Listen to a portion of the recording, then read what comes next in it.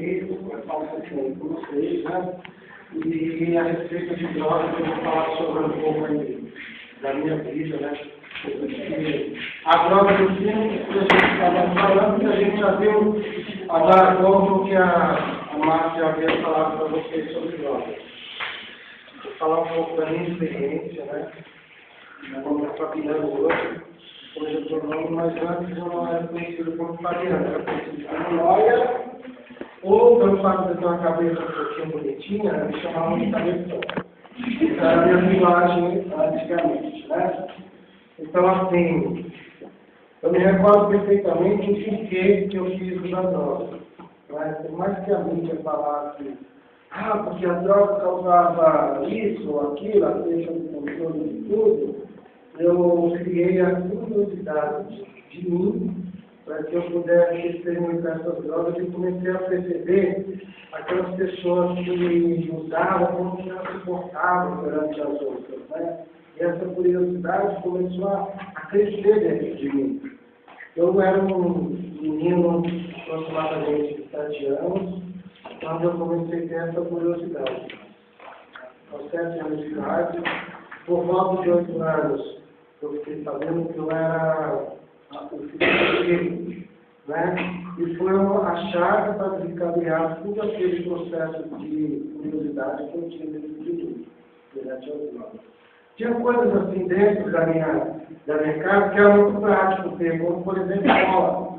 Eu comecei a usar drogas com a cola, né? Para algumas aí conhecem que cola de madeira. E tinha na minha casa, que minha mãe estava fazendo umas coisas lá de madeira e eu não estava usando. E quando eu soube, através de uma avó, a gente estava bem assim, ela não gostava de mim, eu não entendi. Mas aí eu questionei, briguei, discuti, aí soube que era meu filho. Porque daí como que acabou assim. Aí, na época, eu falava muito dos meninos da fé. Quando eu era jovem, não sei se eu sou velhinho, né? Sou titio já. E os meninos da fé. E eu via eles com aqueles saquinhos, e eu comecei a perceber que eu poderia começar a usar daquele jeito. Vaporando o saco, colocava uma determinada quantia e ficava vaporando aquele saquinho. E comecei a perceber que a melhor coisa que eu estava fazendo era aquilo, para mim, né? Inconscientemente, a cada pouquinho que eu usava, eu tinha mais. Chegou momentos que aquilo já não me satisfazia mais. Eu queria outra coisa que me desse um prazer melhor do que aquele que eu estava tendo. Isso escondido, né? Eu tinha como filho a minha mãe, até os 9 anos de idade, que foi onde ela não tinha mais como me controlar, ou como mandar em mim, ou como eu atender a ela, nunca fiz isso mais, nos 9 anos. Ela me colocou numa escola particular. Ela fazia de tudo por mim. Jesus era um moleque que tinha de tudo. Mas eu não tinha nada que ela estava levando, porque eu não aceitava que ela era mais minha mãe. Né? Eu não aceitava ela como minha mãe. E ao mesmo tempo eu ficava revoltado, porque eu não aceitava que aquela mulher que chegou no meu filho, quando eu comecei a perceber que as coisas eram reais, ela falava que me amava, eu não acreditava que aquele amor era de mãe. Eu não era minha mãe. Como que eu poderia acreditar numa pessoa como ela? E comecei a fazer coisas que me entristeceram muito. Aos 9 anos de idade, eu saí de casa, conhecido assim como humildão, saí de humildão e fazendo coisas que não é de agrade, de boa índole, não foi isso que ela me ensinou. E foi tudo contrário do que ela havia me ensinado, né? Até nos 9 anos. E comecei a fazer coisas que até Deus duvida, né? Aos 9 anos eu fui para uma FEBEM, né? Um pote de drogas, uma quantia considerável, né? Muito grande, assim. Eu já estava começando a traficar na minha cidade. Eu sou do interior de uma pessoa, no estado da Paraíba. E comecei a ser capeta daquela cidade pequena, que cheguei ao ponto de todo mundo conhecer as páginas policiais tinham o enorme. não era com o tempo, eu procurei, mas eu tinha algo em mim, dentro de mim, que eu precisava muito de mudar aquela situação, porque eu não era aquele cara que eu estava me transformando. Sem acreditar mais em mim, e vendo aquelas pessoas que cresceram comigo, meus amigos de infância, todos eles indo para a escola, todos eles crescendo, tendo suas namoradinhas, seus bonitinhos, sua roupa linda, e eu totalmente disfuncional, tudo aquilo que eles estavam roupa suja, totalmente sem esperança de vida, sem perspectiva nenhuma. Tá? Até um ponto que eu parei no hospital, por causa de uma overdose, fiquei inconduzido e fiquei aproximadamente 26 dias em coma. Quando acordei com dores no peito, vendo minha mãe com o olho bem grandão, e